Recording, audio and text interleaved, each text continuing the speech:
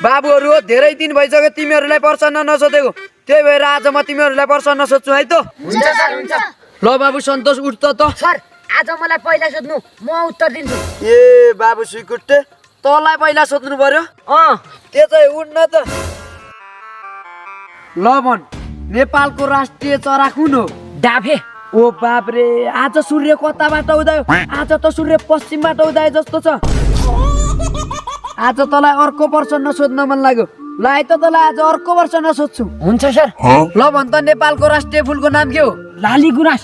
वाता, आज तैँले के खाएर आए सुइकुट्टे? कहाँबाट खाएर आउनु सर? आज मैले के पनि खाएको छैन। केही नखायो भने क्यान्सर हुन्छ अरे सर, त्यसैले यस्तो छ भने दिनु न। फेरि क भान्से यार यो। बाबु सुइकुट्टे, तैँले आज धेरै राम्रो गरेको छस्, तँलाई म अर्को प्रश्न सोध्छु है त। यहाँ सर सोध्नु के सोध्नु, म उत्तर त फटाफट दिन्छु कि फटाफट। ल भन त, नेपालका प्रधानमन्त्रीको नाम के हो? तिनको नाम लिनु भन्छ त बरु फालेर म छु यार।